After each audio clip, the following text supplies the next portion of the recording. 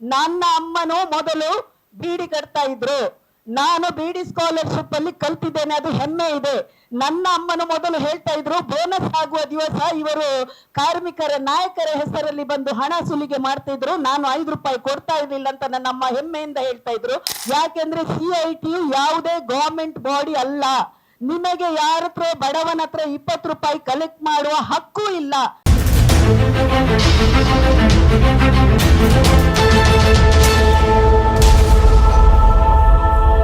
ಪ್ರತಿ ಶನಿವಾರ ಮತ್ತು ಆದಿತ್ಯವಾರ ಮಂಗಳೂರು ನಗರದ ಪುರಭವನದ ಮುಂಭಾಗದ ಫುಟ್ಪಾತಿನಲ್ಲಿ ಹಾಗೂ ಸ್ಟೇಟ್ ಬ್ಯಾಂಕಿನಿಂದ ಲೇಡಿ ಕೋಶನ್ ವರೆಗೂ ಬೀದಿ ವ್ಯಾಪಾರಸ್ಥರು ಮಾರ್ಗದಲ್ಲಿ ಫುಟ್ಪಾತಲ್ಲಿ ವ್ಯವಹಾರ ನಡೆಸ್ತಿದ್ದಾರೆ.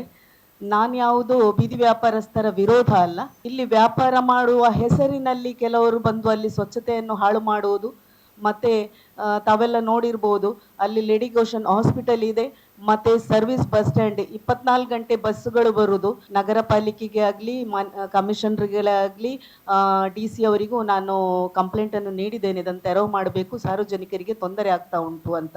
ನಾನು 2024ರಲ್ಲಿ ಬೀದಿ ಬದಿ ವ್ಯಾಪಾರಸ್ಥರನ್ನು ತೆರವುಗೊಳಿಸುವ ಸಂದರ್ಭದಲ್ಲಿ ಒಂದು ಮಹಿಳೆ ಕೂಗಿ ಕಾವೂರಲ್ಲಿ ಬರಬೇಕು, ನನಗೆ ಸಹಾಯ ಮಾಡಬೇಕು ಅಂತ ಹೇಳುವಾಗ ಆ ಒಂದು ಬೀದಿ ವ್ಯಾಪಾರಸ್ಥರ ಪರ ನಿಂತು ಅವರಿಗೆ ಝೋನ್ನ ವ್ಯವಸ್ಥೆ ಮಾಡಲಿಕ್ಕೆ ಹೊರಟವಳು. ಬಟ್ಟೆ ವ್ಯಾಪಾರದ ಹೆಸರಲ್ಲಿ ಅಲ್ಲಿ ಕಳ್ಳತನ ಆಗುದು ಉಂಟು, ನಾವು ಸಹ ಅದನ್ನು ತೋರಿಸಿಕೊಟ್ಟಿದ್ದೇವೆ. ಯಾಕೆಂದ್ರೆ ಬಟ್ಟೆ ವ್ಯಾಪಾರಿಗಳೆಲ್ಲ ಕೇಳುವಾಗ ಅವರು ಹೇಳ್ತಾರೆ, ನಾವು ದೂರದ ಊರುಗಳಿಂದ ಬರ್ತೇವೆ, ನಮಗೆ ದಿವಸಕ್ಕೆ 5,000 ವ್ಯಾಪಾರ ಆಗ್ತದೆ, ಅದರಲ್ಲಿ 10 ರೂಪಾಯಿಯಾಗಿ ನಮಗೆ ಲಾಭ, ಹಾಗಾಗಿ 500 ರೂಪಾಯಿ ನಮ್ಗೆ ಲಾಭ ಆಗ್ತದೆ, ಬರುವ ಖರ್ಚು ನಮ್ಗೆ 600 ರೂಪಾಯಿ ಆಗ್ತದೆ ಅಂತ ಲೆಕ್ಕ ಕೊಡ್ತಾ ಇದ್ದಾರೆ. ನನ್ನ ಇಲ್ಲಿ ಪ್ರಶ್ನೆ, ದೂರದ ಊರುಗಳಿಂದ ಬಂದು 500 ರೂಪಾಯಿ ಲಾಭ ಪಡ್ಕೊಂಡು 600 ರೂಪಾಯಿ ಖರ್ಚು ಮಾಡುವುದಾದ್ರೆ ಇಲ್ಲಿ ಬರುವ ಉದ್ದೇಶ ಏನು ಅಂತ ಪ್ರಶ್ನೆ. ಬೀದಿ ಬದಿ ವ್ಯಾಪಾರಸ್ಥರಿಗೆ ವ್ಯವಸ್ಥೆ ಆಗದಿದ್ರೆ ಯಾವುದೇ ಸಂಘಟನೆಯವರು ಹೋಗಿ ಒತ್ತಡ ಹಾಕಬೇಕು ಮಹಾನಗರ ಪಾಲಿಕೆ ಕಮಿಷನರ್ ಹತ್ರ. ಒಂದು ವೇಳೆ ಕಮಿಷನರು ಅದಕ್ಕೆ ಮಣಿಯದಿದ್ರೆ ಅಲ್ಲಿ ಹೋಗಿ ಪ್ರತಿಭಟನೆ ಮಾಡಬೇಕು. ಏಕಾಏಕಿ ಯಾವುದೋ ಜನರು ನಡೆಯುವ ಜಾಗದಲ್ಲಿ ಆಗ್ಲಿ, ಪಬ್ಲಿಕ್ಗೆ ತೊಂದರೆ ಕೊಡುವ ಅಲ್ಲಿ ಜಾಗದಲ್ಲಿ ಫುಟ್ಪಾತ್ ಅಲ್ಲಿ ನೀವು ಕೂತ್ಕೊಳ್ಳಿ, ಯಾವ ರೀತಿ ತೆರವು ಮಾಡ್ತಾರೆ ನಾವು ನೋಡ್ಕೊಳ್ತೇವೆ ಅಂತ ಸವಾಲು ಹಾಕುವುದು ತಪ್ಪು. ಒಂದು ವರ್ಗದ ಬೀದಿ ವ್ಯಾಪಾರಸ್ಥರು ಇದನ್ನೆಲ್ಲ ಅರ್ಥ ಮಾಡಿಕೊಂಡು ಹೊರಗೆ ಬಂದಿದ್ದಾರೆ. ನಾನಿವತ್ತು ಮುಂದೆ ಹೋದ ಉದ್ದೇಶ ಸಹ ತುಂಬಾ ಮಂಗಳೂರಿನ ಬೀದಿ ವ್ಯಾಪಾರಸ್ಥರು ನನಗೆ ಕರೆದು ಮೀಟಿಂಗ್ ಮಾಡಿ ದಯಮಾಡಿ ಇದಕ್ಕೊಂದು ವ್ಯವಸ್ಥೆ ಮಾಡಿ ಅಂತ ಹೇಳುವಾಗ ನಾನು ಕಮಿಷನರ್ ಅನ್ನು ಭೇಟಿಯಾಗಿ ಒತ್ತಡ ಮಾಡಿ ಪ್ರತಿಯೊಂದು ಇಲಾಖೆಯವರ ಹತ್ರ ಹೇಳಿ ಇವತ್ತು ಝೋನ್ನ ವ್ಯವಸ್ಥೆ ಮಾಡ್ತಾ ಇದ್ದಾರೆ, ಅದರೊಳಗೆ ಕೂತ್ಕೊಳ್ಳಿಸುವ ವ್ಯವಸ್ಥೆನೂ ಆಗ್ತಾ ಉಂಟು. ನನಗೆ ಗೊತ್ತಿಲ್ಲ ಯಾವುದೋ ಒಂದು ಸಂಘಟನೆ ಅಂತ ಹೇಳ್ತಾರೆ CIT ಅಂತ. CIT ಯಾವುದೇ ಗವರ್ಮೆಂಟ್ ಬಾಡಿ ಅಲ್ಲ, ಗವರ್ಮೆಂಟ್ ಬಾಡಿ ಅಲ್ಲ. 20 ರೂಪಾಯಿ ಕಲೆಕ್ಟ್ ಮಾಡುವ ಹಕ್ಕು ಯಾವನಿಗೂ ಇಲ್ಲ.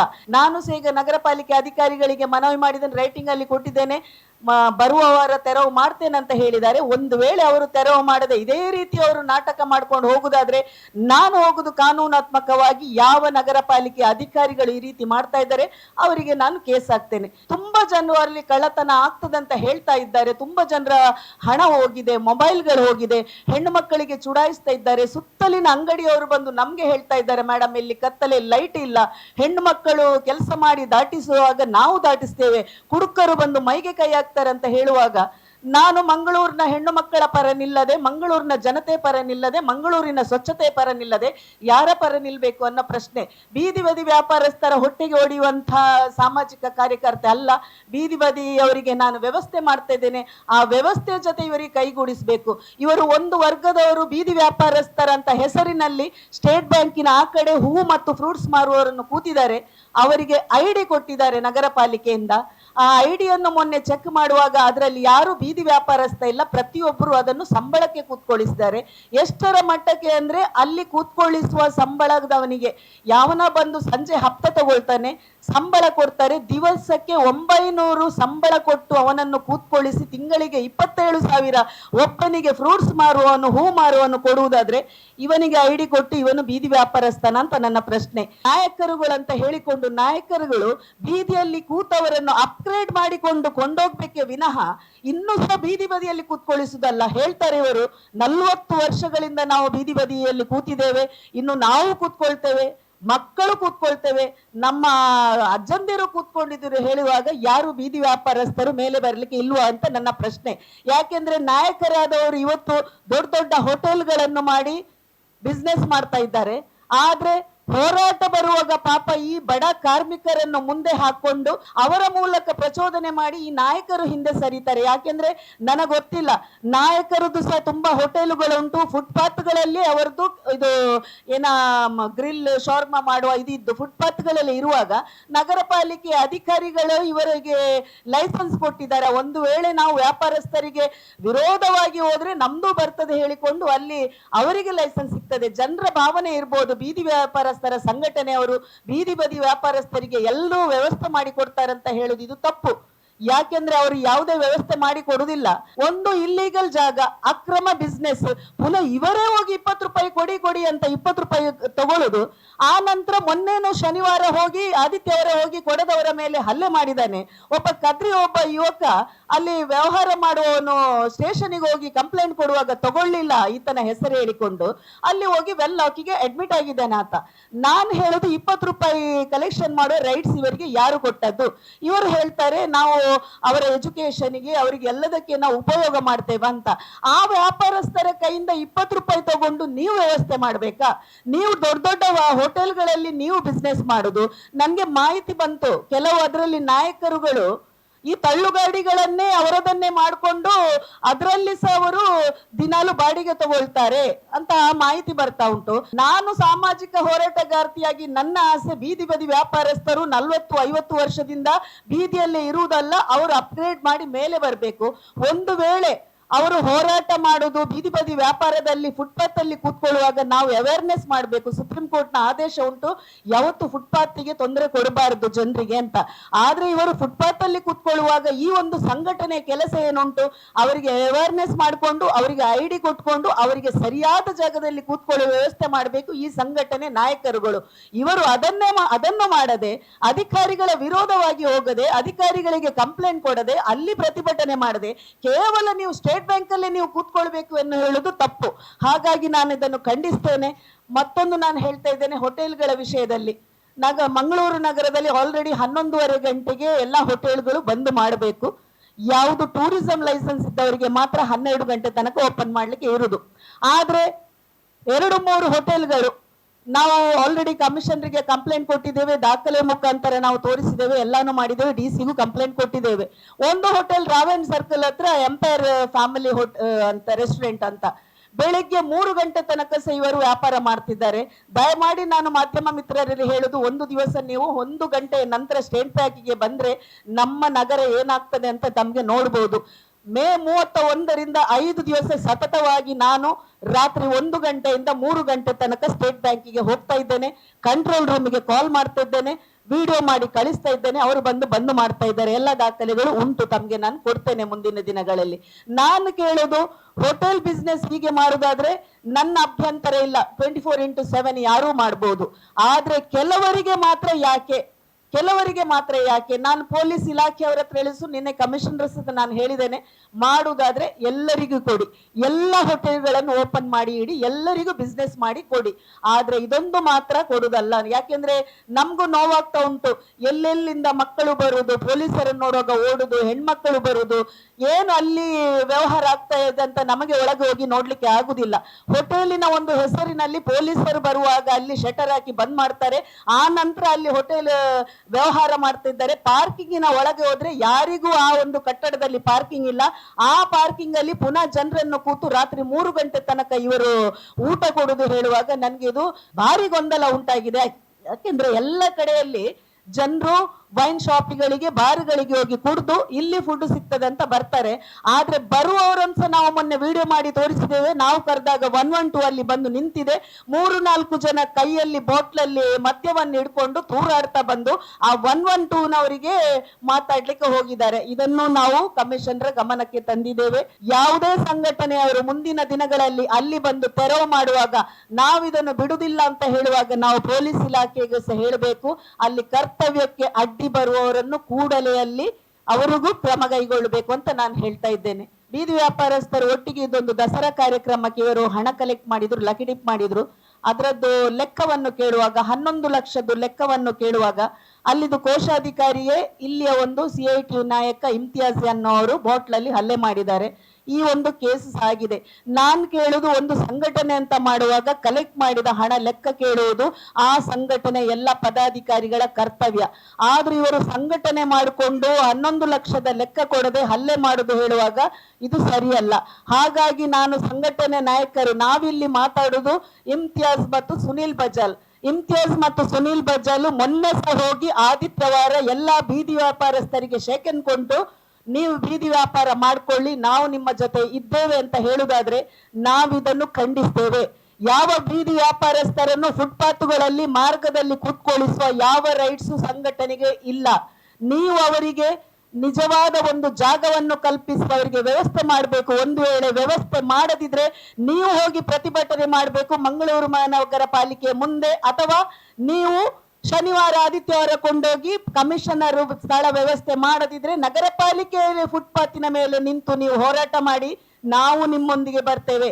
ಹಾಗಂತ ನೀವು ತೆರವು ಮಾಡ್ಲಿಕ್ಕೆ ಆಗುದಿಲ್ಲ, ಫುಟ್ಪಾತ್ಗಳಲ್ಲೇ ಕೂರ್ತೇವೆ, ನಂಗೆ ಮಹಾನಗರ ಪಾಲಿಕೆ ಏನೂ ಅಲ್ಲ, ಆದ್ರೆ ಇಲ್ಲೇ ನಾವು ಟೌನ್ ಹಾಲ್ ನ ಮುಂದೆ ಕೂತ್ಕೊಳ್ತೇವೆ, ಇಲ್ಲಿ ಉಪದ್ರ ಮಾಡ್ತೇವೆ ಅಂತ ಹೇಳಿದ್ರೆ ಖಂಡಿತ ಇದಕ್ಕೆ ನಮ್ಮ ವಿರೋಧ ಇದೆ. ಮುಂದಿನ ದಿನಗಳಲ್ಲಿ ನಾವು ಸಹ ಕಾನೂನಾತ್ಮಕವಾಗಿ ಹೋರಾಟ ಮಾಡಬೇಕಾಗ್ತದೆ. ನನಗೆ ಒಂದು ಗೊತ್ತಿಲ್ಲ ಇದು ಯಾರು ಮಾಡಿದಂತ ಪೋಸ್ಟ್ ಬರ್ತಾ ಉಂಟು, ದಕ್ಷಿಣ ಕನ್ನಡ ಜಿಲ್ಲಾ ಬೀದಿ ವ್ಯಾಪಾರಸ್ಥರ ಸಂಘ CIT ಮಂಗಳೂರು ಅಂತ. ನಾನು ಇದನ್ನೇನು ಎಂಟರ್ಟೈನ್ ಮಾಡ್ಲಿಕ್ಕೆ ಇಲ್ಲ, ಆದ್ರೆ ಕೆಲವರಿಗೆ ಇದು ಗೊತ್ತಾಗುದಿಲ್ಲ. ಪಾಪ ಪ್ರಸನ್ನ ರವಿ ಅವರು ಬೀದಿ ವ್ಯಾಪಾರಸ್ಥರ ಹೊಟ್ಟೆಗೆ ಹೊಡಿತಿದ್ದಾರೆ ಅಂತ ಒಂದು ಪ್ರಶ್ನೆ ಕೇಳ್ತಾ ಇದ್ದಾರೆ. ಮಂಗಳೂರು ಸಂಡೇ ಬಜಾರ್ ನಿನ್ನೆದಲ್ಲ ಅಂತ. ಪ್ರಸನ್ನ ರವಿ ಅವರೇ ಬೀದಿ ಬದಿಯಲ್ಲಿ ಬಡ ವ್ಯಾಪಾರಿಗಳು ವ್ಯಾಪಾರ ಮಾಡುವುದು, ಬಟ್ಟೆಗಳನ್ನು ಖರೀದಿಸುವವರು ಕಡು ಬಡವರು, ಬಟ್ಟೆಗಳನ್ನು ಖರೀದಿಸಲು ಸಾಧ್ಯವೇ ಇಲ್ಲದ ಬಡವರು. ಅವರಿಗೆ ನಿಮ್ಮಂತೆ ಅಂಗಡಿ ಮಾಲ್ಗಳಲ್ಲಿ ಖರೀದಿಸುವ ತಾಕತ್ತು ಇಲ್ಲ. ಸಾವಿರಾರು ಬಡ ಕುಟುಂಬಗಳ ಬದುಕಿನ ಆಧಾರವಾಗಿದೆ. ವ್ಯಾಪಾರಿಗಳ ಮೇಲೆ ಗೂಂಡಾಗಿರಿ ನಡೆಸುವುದು, ಬಡವರ ಬದುಕಿನ ಮೇಲೆ ಹೊಡೆತ ನೀಡುವುದನ್ನು ನಾಗರಿಕ ಸಮಾಜ ಒಪ್ಪುವುದಿಲ್ಲ. ನಿಮ್ಮ ಪ್ರಚಾರದ ತೆವಲಿಗಾಗಿ ಬೀದಿ ವ್ಯಾಪಾರಿಗಳ ಹೊಟ್ಟೆಗೆ ತಣ್ಣೀರು ಬಟ್ಟೆ ಇಡುವ ಕೆಲಸ ಮಾಡಬೇಡಿ ಅಂತ ಈ ಪೋಸ್ಟರ್ಗಳನ್ನು ಹಾಕ್ತಾ ಇದ್ದಾರೆ. ಅವರಿಗೆ ಉತ್ತರ ಕೊಡುವ ಅವಶ್ಯಕತೆ ಇಲ್ಲ. ಪ್ರಸನ್ನ ರವಿ ಅವರು ಯಾವುದೋ ಇಲ್ಲಿ ಪ್ರಚಾರದ ತೆವಲಿಗೆ ಬರಲಿಲ್ಲ, ಕೇವಲ ಬೀದಿ ವ್ಯಾಪಾರಸ್ಥರನ್ನು ತೆರವು ಮಾಡುವುದು ಮಾತ್ರ ಅಲ್ಲ. ಪ್ರಸನ್ನ ರವಿ ಅವರು ಇವತ್ತು ಸ್ಟೇಟ್ ಬ್ಯಾಂಕ್ ಅಲ್ಲಿ ಒಂದು 138 ವ್ಯಾಪಾರಸ್ಥರಿಗೆ ಕೂತ್ಕೊಳ್ಳಿಸುವ ಝೋನ್ ಮಾಡ್ಲಿಕ್ಕೆ ಕಮಿಷನರ್ ಹತ್ರ ಮೀಟಿಂಗ್ ಮಾಡುವುದಾದ್ರೆ 40-50 ವರ್ಷ ಹೋರಾಟ ಮಾಡುವವರಿಗೆ ಒಂದೇ ಒಂದು ಝೋನ್ ಮಾಡ್ಲಿಕ್ಕೆ ತಾಕತ್ತು ಇಲ್ವಾ ಅಂತ ನನ್ನ ಪ್ರಶ್ನೆ. ನಾವು ಯಾರು 20 ರೂಪಾಯಿ ಕಲೆಕ್ಟ್ ಮಾಡ್ಲಿಕ್ಕೆ ಹೋಗುದಿಲ್ಲ, ಕಾರ್ಯಕ್ರಮಕ್ಕೆ ಅವರಿಗೆ 200 ಕೊಡಿ 300 ಕೊಡಿ ಅಂತ ಬೇಡಿಕೆ ಇಡುವುದಿಲ್ಲ. ಅವರಿಗೆ ವ್ಯವಸ್ಥೆ ಮಾಡುವುದು ನನ್ನ ಆದ್ಯ ಕರ್ತವ್ಯ, ಅದನ್ನು ಮಾಡ್ತಾ ಇದ್ದೇನೆ. ಪ್ರಶ್ನೆ ಕೇಳ್ತಾ ಇದ್ದಾರೆ, ನೀವು ಬಡ ಇವರೆಂತ ಹಳೆ ಬಟ್ಟೆಗಳನ್ನು ಖರೀದಿಸಲು. ನಾನು ನಮ್ಮ ಮಂಗಳೂರನ್ನು ಹೆಮ್ಮೆ ಪಡ್ತಾ ಇದ್ದೇನೆ. ಹಳೆ ಬಟ್ಟೆ ಹಾಕುವಂತ ಪರಿಸ್ಥಿತಿ ಮಂಗಳೂರಿನ ಎಷ್ಟು ಕಡು ಬಡವರಿಗೆ ಬರಲಿಲ್ಲ. ಹಾಗಿದ್ರೆ ಎಷ್ಟೋ ಜನರು ಕಡು ಬಡವರಿಗೆ ಊಟ ಕೊಡ್ಲಿಕ್ಕೆ ಬರ್ತಾ ಇದ್ದಾರೆ, ಬಟ್ಟೆ ವ್ಯವಸ್ಥೆ ಮಾಡ್ತಾರೆ. ನಿಮಗೂ ಮಾಡಬಹುದು. ದೊಡ್ಡ ದೊಡ್ಡ ಹೋಟೆಲ್ಗಳನ್ನು ಮಾಡಿ ನೀವು ಶೋಕಾಸು ಮಾಡುವ ಹಣದಲ್ಲಿ 3-4 ಗಂಟೆ ತನಕ ಓಪನ್ ಮಾಡಿ ಬಡವರ ಮುಂದೆ ನೀವು ಖಾಲಿ ಬೀದಿ ವ್ಯಾಪಾರಸ್ಥರ ನಾಯಕರು ಅಂತ ಅನ್ನಿಸಿಕೊಳ್ಳುವವರು ಹೋಟೆಲುಗಳನ್ನು ಮಾಡಿ ನೀವು 4 ಗಂಟೆ ತನಕ ಅದನ್ನು ಓಪನ್ ಮಾಡಿಕೊಂಡು ವ್ಯವಹಾರ ಮಾಡುವವರಿಗೆ ನಿಮ್ಗೂ ಅವರಿಗೆ ಬಟ್ಟೆಯನ್ನು ತೆಗೆಸಿಕೊಳ್ಬಹುದು. ಪ್ರಸನ್ನ ರವಿ ಮಾತ್ರ ಅಲ್ಲ. ಆದ್ರೆ ಪ್ರಸನ್ನ ರವಿ ಸಹ ಕಡು ಬಡತನದಿಂದ ಬಂದವಳು. ನೀವು ನನಗೆ ಪಾಠ ಕಲಿಸುವ ಅಗತ್ಯ ಇಲ್ಲ, ಯಾಕೆಂದ್ರೆ ನಾನು ಮೊದಲಿಂದಲೇ ನೋಡಿಕೊಂಡು ಬಂದವಳು. ನಾನು ಒಂದು ಸಾಮಾನ್ಯ ಹೆಣ್ಣು ಮಗಳು, ಬಡತನದಿಂದಲೇ ಬಂದವಳು. ನಾನಿವತ್ತು ನೇರವಾಗಿ ಮಾಧ್ಯಮಕ್ಕೆ ಹೇಳ್ತಿದ್ದೇನೆ, ಇವರಿಗೆ ಮುಟ್ಟಿಸಿ. ನನ್ನ ಅಮ್ಮನು ಮೊದಲು ಬೀಡಿ ಕಟ್ತಾ ಇದ್ರು, ನಾನು ಬೀಡಿ ಸ್ಕಾಲರ್ಶಿಪ್ ಅಲ್ಲಿ ಕಲ್ತಿದ್ದೇನೆ, ಅದು ಹೆಮ್ಮೆ ಇದೆ. ನನ್ನ ಅಮ್ಮನು ಮೊದಲು ಹೇಳ್ತಾ ಇದ್ರು, ಬೋನಸ್ ಆಗುವ ದಿವಸ ಇವರು ಕಾರ್ಮಿಕರ ನಾಯಕರ ಹೆಸರಲ್ಲಿ ಬಂದು ಹಣ ಸುಲಿಗೆ ಮಾಡ್ತಿದ್ರು, ನಾನು 5 ರೂಪಾಯಿ ಕೊಡ್ತಾ ಇರ್ಲಿಲ್ಲ ಅಂತ ನನ್ನ ಅಮ್ಮ ಹೆಮ್ಮೆಯಿಂದ ಹೇಳ್ತಾ ಇದ್ರು. ಹಾಗೆ ಬಡತನದು ಗೊತ್ತುಂಟು ನನಗೆ. ನನ್ನ ಅಪ್ಪನು ಗೂಡಂಗಡಿ ಮಾಡಿ ಇದ್ದವರು, ನಾವು ಅದರಿಂದ ಬದುಕಿದ್ದೇವೆ. ಆದ್ರೂ ನಾವು ಇವತ್ತು ಪ್ರಸನ್ನರೇ ಒಂದು ಸಾಮಾಜಿಕ ಕಾರ್ಯಕರ್ತೆ ಆದವರು. ನನ್ನ ಅಪ್ಪ ಅಮ್ಮ ನನ್ನನ್ನು ಕಲಿಸಿ ನನ್ನನ್ನು ಅಪ್ಗ್ರೇಡ್ ಮಾಡಿ ಈ ರೀತಿ ತಂದಿದ್ದಾರೆ ವಿನಃ ಅವರು ಹೇಳಿದ ಹಾಗೆ ನನ್ನ ಮಕ್ಕಳು ಬೀದಿಯಲ್ಲಿ ಇರಬೇಕು, ನನ್ನ ಮಕ್ಕಳು ಬೀಡಿ ಕಟ್ಟಬೇಕು, ನನ್ನ ಮಕ್ಕಳು ಅಂಗಡಿಯಲ್ಲಿ ಇರ್ಬೇಕಂತ ಯಾವ ಅಪ್ಪ ಅಮ್ಮನೂ ಕಾಯುವುದಿಲ್ಲ. ಮಂಗಳೂರಲ್ಲಿ ಅಂತ ಬಡತನ ರೇಖೆದವರು ಹಳೆ ಬಟ್ಟೆಯನ್ನು ಹಾಕೊಂಡು ಅಲ್ಲಿ ಭಿಕ್ಷುಕರು ತಂದ ಬಟ್ಟೆಯನ್ನು ತಗೊಂಡು ಹಾಕುವಂತ ಪರಿಸ್ಥಿತಿ ಮಂಗಳೂರಿಗೆ ಬರಲಿಲ್ಲ. ನೀವು ಅದನ್ನು ಸರ್ವೆ ಮಾಡಿ ತಾಕತ್ತಿದ್ರೆ ಯಾವ ಸಂಘಟನೆಯವರು ನನಗೆ ಸವಾಲಾಗ್ತಿದ್ದೀರಿ ಅವರಿಗೆ ವ್ಯವಸ್ಥೆ ಮಾಡಿ ಕೊಡಿ. ಯಾವತ್ತು ಬೀದಿ ಬದಿ ವ್ಯಾಪಾರಸ್ಥರು ಬೀದಿಯಲ್ಲೇ ಇರುವ ಅವಶ್ಯಕತೆ ಇಲ್ಲ, ಅವರನ್ನು ಅಪ್ಗ್ರೇಡ್ ಮಾಡಿ ಅವರಿಗೆ ಅವೇರ್ನೆಸ್ ಮಾಡಿ ಕಳಿಸುವುದು ನಮ್ಮ ಧರ್ಮ. ಬೀದಿ ಬದಿ ವ್ಯಾಪಾರಸ್ಥರು ಮಕ್ಕಳು ಯಾವತ್ತು ಬೀದಿ ಬದಿಯಲ್ಲೇ ಇರಬಾರ್ದು, ಅವರಿಗೆ ಒಳ್ಳೆ ಶಿಕ್ಷಣ ಕೊಟ್ಟು ಅವರು ಮುಂದೆ ಬರಬೇಕು ಅಂತ ಮಾಡಿಸುವವರು ನಾವು.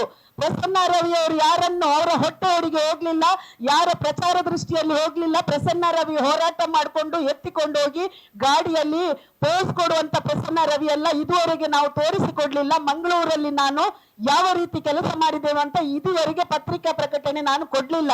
ನಾನು ಮೊದಲು ಬಂದದ್ದು ಬೀದಿ ವ್ಯಾಪಾರಸ್ಥರಿಗೆ ತೊಂದರೆ ಆಗುವಾಗ ಮಂಗಳೂರು ಮಹಾನಗರ ಪಾಲಿಕೆಗೆ ಎಂಟ್ರಿ ಆಗಿದ್ದೇನೆ.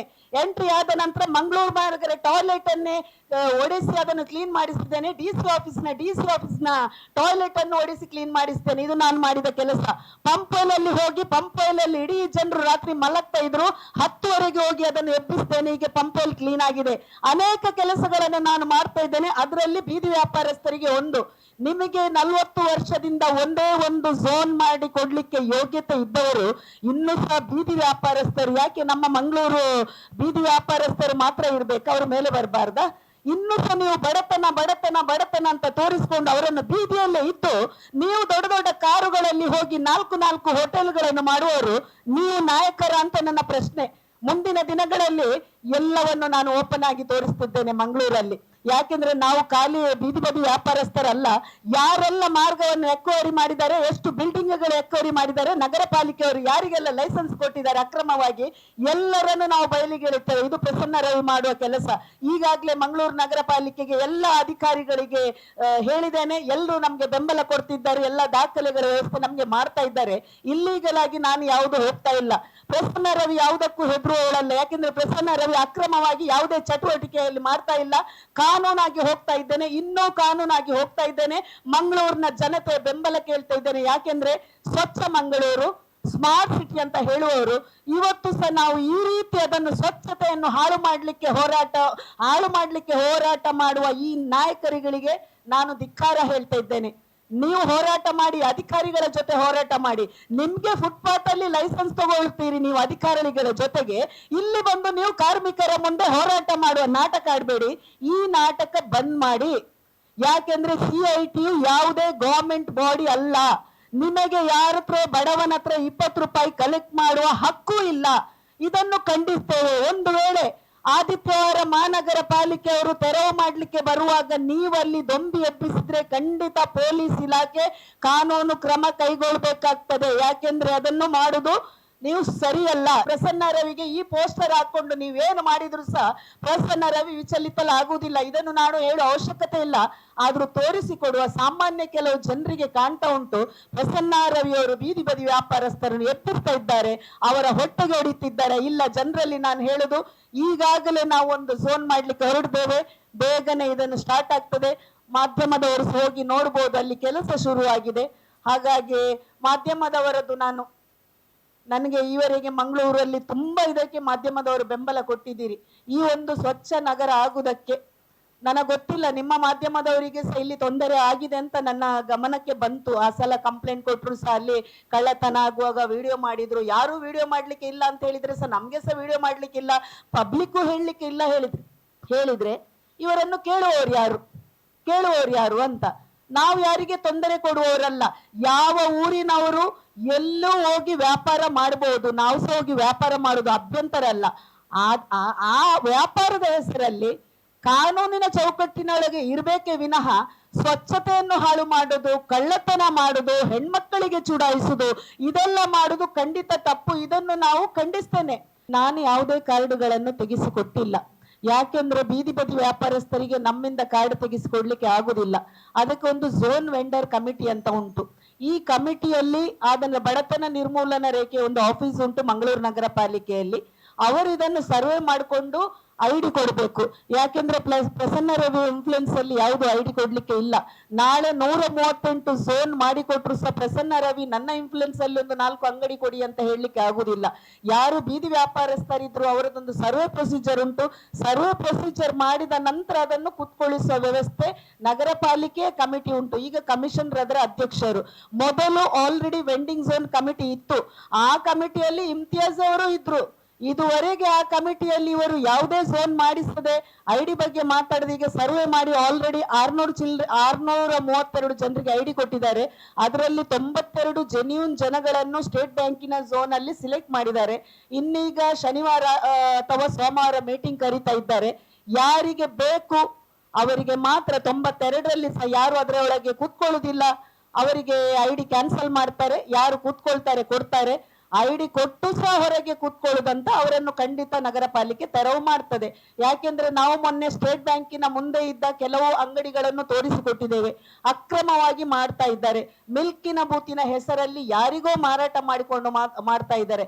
ಇದರಲ್ಲಿ ನಗರ ಪಾಲಿಕೆ ಸಹ ತಪ್ಪಿತ್ತು. ಸ್ಥಾಯಿ ಕಮಿಟಿಯವರು ಅವರಿಗೆ ಬೇಕಾದವರಿಗೆ ಕೆಲವರಿಗೆ ಅಲ್ಲಿ ಅಂಗಡಿಯನ್ನು ಅಕ್ರಮವಾಗಿ ಮಾಡಿಕೊಟ್ಟಿದ್ದಾರೆ, ಅಲ್ಲಿ ನೀರಿನ ವ್ಯವಸ್ಥೆ ಸಹ ಮಾಡಿಕೊಟ್ಟಿದ್ದಾರೆ. ಇದು ಸ್ಥಾಯಿ ಕಮಿಟಿ ಮಾಡಿದ ತಪ್ಪು. ಆ ದಾಖಲೆಗಳನ್ನು ನಾನು ತೆಗೆದಿದ್ದೇನೆ. ಸ್ಥಾಯಿ ಕಮಿಟಿ ಝೋನ್ನ ವ್ಯವಸ್ಥೆ ಮಾಡುವಾಗ ಪಬ್ಲಿಕ್ಕಿಗೆ ಪುನಃ ಗೂಡಂಗಡಿ ಹೆಸರಲ್ಲಿ, ಹಾಲಿನ ಗೂಡಂಗಡಿ ಹೆಸರಲ್ಲಿ ನೀವು ಅಕ್ರಮವಾಗಿ ಕೊಟ್ಟುಕೊಂಡು ಹಾಲಿನ ಗೂಡಂಗಡಿ ಅಲ್ಲ, ಅದರಲ್ಲಿ ಬೇರೆ ಬೇರೆ ವ್ಯಾಪಾರ ಮಾಡಲಿಕ್ಕೆ ಹೇಗೆ ಕೊಟ್ಟಿರಿ ಅಂತ ನನ್ನದು ಪ್ರಶ್ನೆ. ನಾನು ಯಾರಿಗೂ ಐಡಿ ಮಾಡಲಿಕ್ಕೆ ಕೊಡ್ಲಿಕ್ಕೆ ಆಗುದಿಲ್ಲ. ಝೋನಿನ ವ್ಯವಸ್ಥೆ ಮಾಡಿದ್ದೇನೆ. ಯಾರು ಜೆನ್ಯೂನ್ ಐಡಿ ಸಿಲೆಕ್ಟ್ ಮಾಡುವವರು ನಗರ ಪಾಲಿಕೆಯವರು. ನಗರ ಪಾಲಿಕೆ ವಿರುದ್ಧ ಇದುವರೆಗೆ ನಾನು ಪ್ರತಿಭಟನೆ ಮಾಡಲಿಲ್ಲ. ಯಾಕೆಂದ್ರೆ ಝೋನಿನ ಅವ್ಯವಸ್ಥೆ ಹೇಳುವಾಗ ನಗರ ಪಾಲಿಕೆಯವರು ಎಚ್ಚೆತ್ತರು. ಈಗ ಝೋನಿನ ಅವ್ಯವಸ್ಥೆ ಮಾಡುವಾಗ ಮೊನ್ನೆ ನಗರ ಪಾಲಿಕೆ ಕಮಿಷನರ್ ನಂಗೆ 6 ಗಂಟೆಗೆ ಕರೆದಿದ್ರು, ಕಂದಾಯದವರನ್ನು ಕರೆದು ಮೀಟಿಂಗ್ ಕರೆದಿದ್ದು, ಝೋನ್ ಅನ್ನು ಸರಿ ಮಾಡಬೇಕು ಕಳಿಸಿ ಅಂತ ಹೇಳಿ ಝೋನಿನ ವ್ಯವಸ್ಥೆ ಮಾಡ್ತಾ ಇದ್ದಾರೆ. ಒಂದು ವೇಳೆ ನಗರ ಪಾಲಿಕೆ ಅಧಿಕಾರಿಗಳು ಝೋನಿನ ವ್ಯವಸ್ಥೆ ಸರಿಯಾಗಿ ಮಾಡದಿದ್ರೆ, ಅಲ್ಲಿ ನಾಟಕ ಮಾಡಿಕೊಂಡು ನಾವು ತೆರವು ಮಾಡ್ತೇವೆ, ನಾವು ಮಾಡುದಿಲ್ಲ ಅಂತ ಹೇಳಿದ್ರೆ, ಮುಂದಿನ ದಿನಗಳಲ್ಲಿ ನಾನು ಕಾನೂನಾತ್ಮಕವಾಗಿ ಹೋಗುದು ಮಂಗಳೂರು ನಗರ ಪಾಲಿಕೆಯ ಕಮಿಷನರ್ ಮತ್ತು ಟ್ರಾಫಿಕ್ಕಿನ ಅವ್ಯವಸ್ಥೆ ಸರಿ ಮಾಡದಿದ್ರೆ ಡಿಸಿಪಿ ಅವರ, ಟ್ರಾಫಿಕ್ ಡಿಸಿಪಿ ಅವರ ಮೇಲೆ ನಾನು ಕಾನೂನಾತ್ಮಕವಾಗಿ 100% ನಾನು ಹೋಗ್ತಾ ಇದ್ದೇನೆ.